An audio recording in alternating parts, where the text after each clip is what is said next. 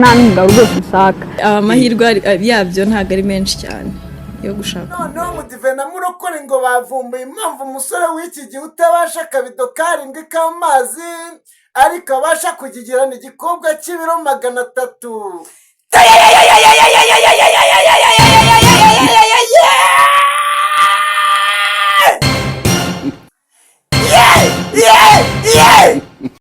Uwanja wake kaingia nyuma yo kwiyambaza ibitangazamakuru byinshi bihagije cyane cyane ibyandikirwa muri Leta Zunze Ubumwe za Amerika no kuvumbura ngo impamvu igitsina gabo kigerageza kwihambira ku bakobwa babyibushye ariko nyamara uwo muntu utamushakiraho umusaruro w'undi mubyizi.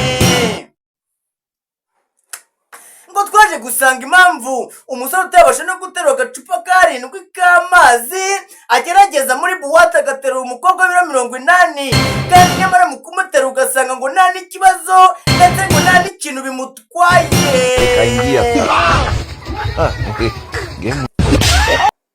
Ngo buryo ujya musore uterura uriya mukobwa w'ibiro 80 ngo rimwe na rimwe usanga shitani yamufashije kubera umusaruro n'inyungu barimo kubabonamo muri iyo buwate sha.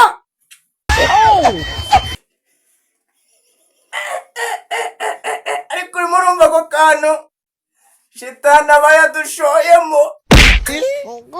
Ibi binyamakuru bigakomeza ino nkuru ku ngingo ya 13 ngo burya amaboko y'umusore abafashe ku kibuno nagaraye aba harimo intizanyo y'umwambari witwa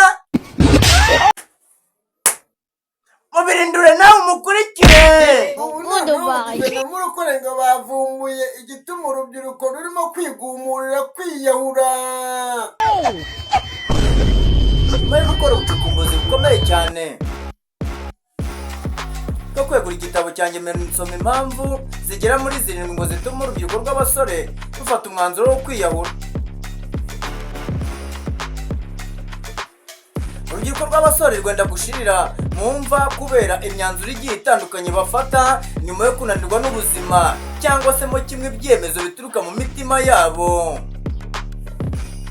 Abo muganira b'inshuti zabo ngaba bagiye usanga basize ngo babaruwa maremare avuga impamvu ituma abangaba biyambura ubuzima. Ikintu kiza kwisonga rimwe na rimwe usanga bose bahurira ngo mu kuba babenzwe cyangwa se mo kimwe ikintu cyitwa ngo igitsina gore kitabakunda.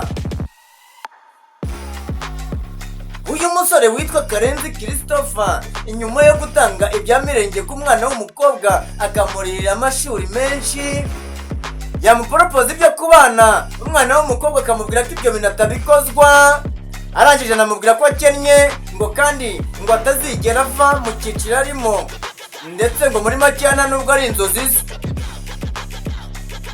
Niko gufata umwanzuro wo gufata umugozi aha imisi n'abakobwa yerekeza ikuzimu. Izi mpfu zigaragara mu rubyiruko se izi betingi n'abakobwa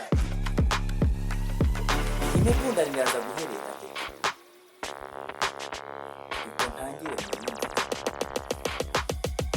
ultimate goal of every woman bareko buri muntu akora ibimubereye ibyo yumva bimushimishije.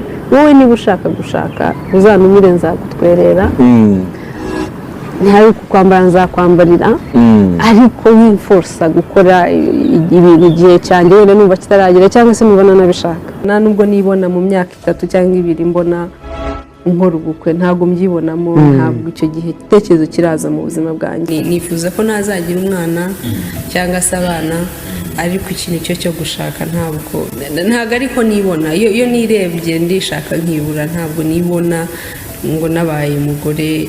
Ariko se twese reka ntabwo twarizwe n'ababyeyi bombi. I am a product of a mother raised kandi ntabwo ndibwira ko nandagaye. Reka kubana nawe ntabwo ari personal management ukabasha umuntu mubana mu rugo. Erega ntutanga icyo udafite ntabwo watanga.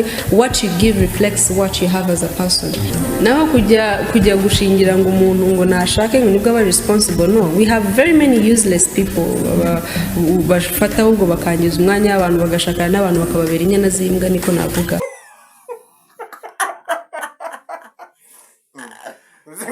uretse